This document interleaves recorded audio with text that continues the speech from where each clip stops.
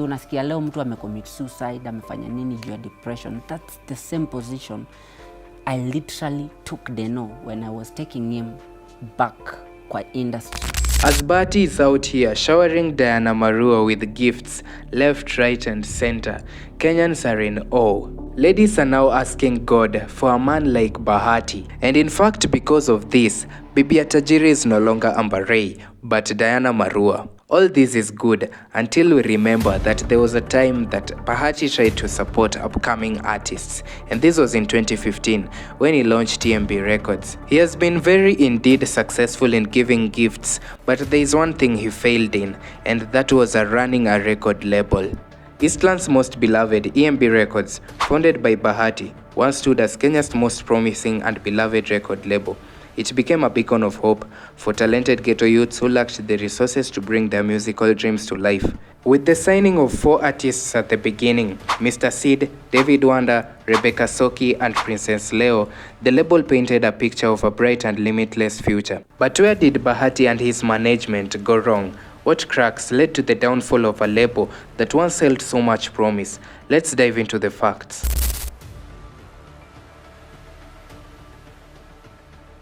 In 2015, celebrated Kenyan gospel artist Kevin Bahati, popularly known as Bahati, founded EMB Records. His vision was to nurture and promote emerging gospel talents in Kenya, providing them with a platform to showcase their music. Over the years, EMB Records signed several artists. Some I've already mentioned.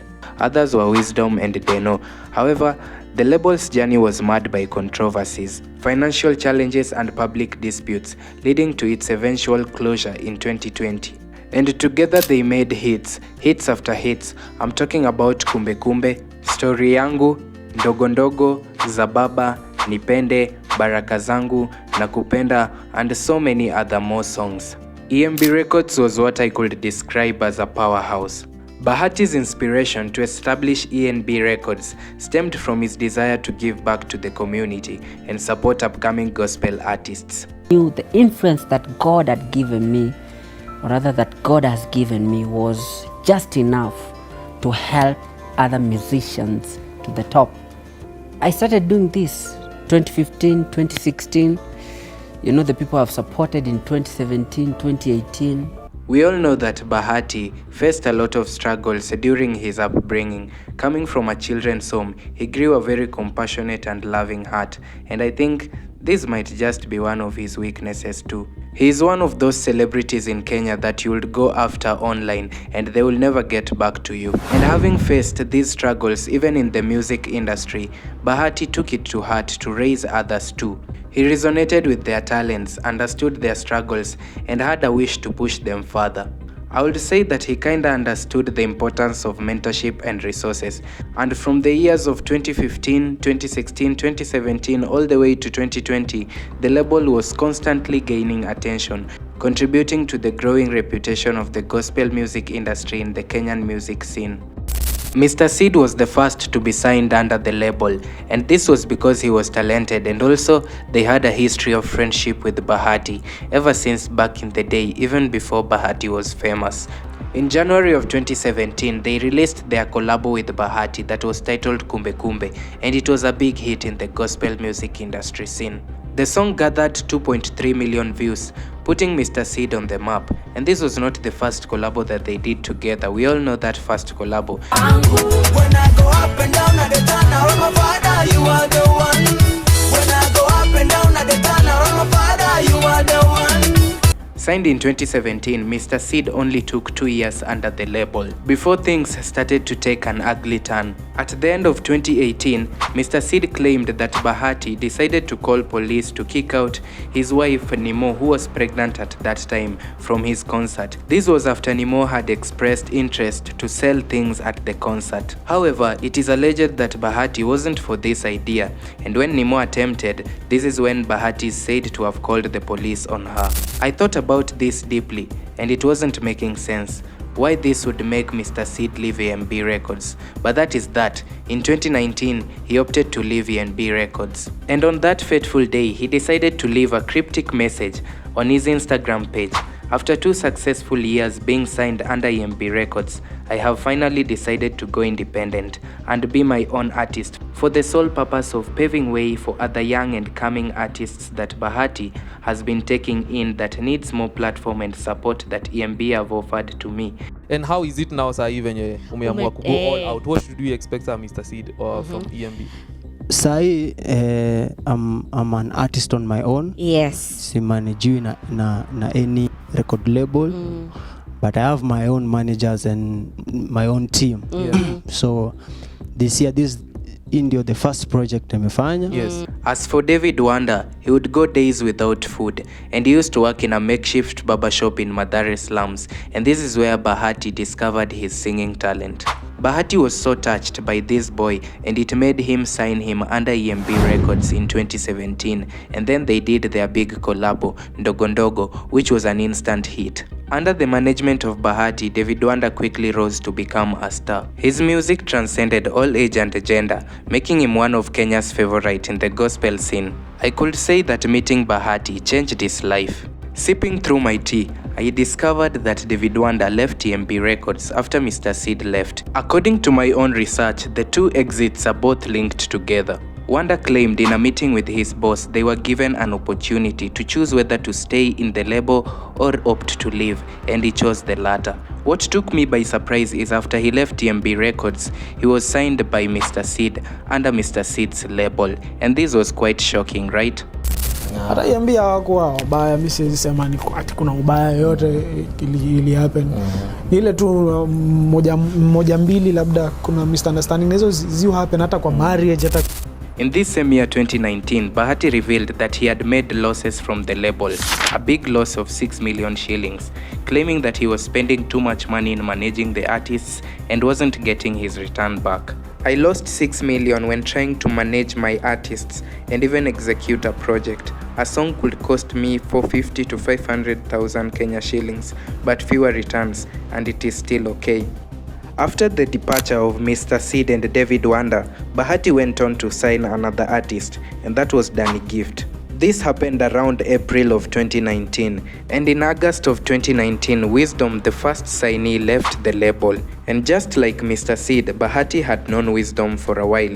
In fact, there is a time they might have lived together, 3 years when Weezdom was beginning his musical career.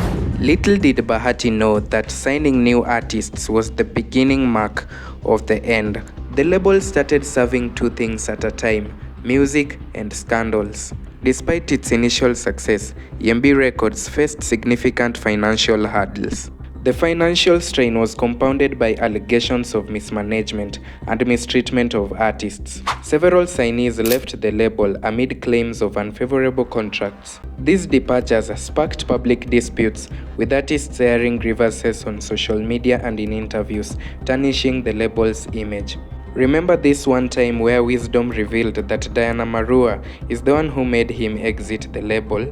The turmoil at EMB Records escalated with the legal confrontations. Notably, artist Peter Blessings was charged with obtaining money from Bahati under false pretenses, leading to court proceedings that attracted media attention. It is clear as day that such incidents highlighted the internal conflicts within the label and raised questions about its operational integrity. Suddenly, doom set in when Rebecca Soki also left the label in 2019. Bahati before claimed that Rebecca Soki wasn't as hardworking as the boys. Wapi Rebecca Soki? What happened? Yuko ni nyimbo atoe. Bidii ya kila msanii ni tofauti.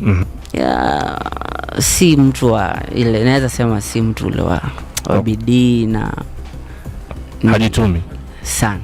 Si unajua wengine ni vijana wana. Okay. Yes.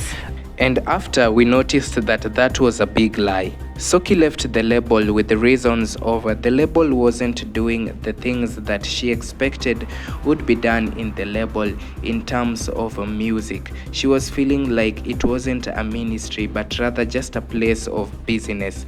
And one time a beat was sampled from a producer in the US, and this really pissed her off.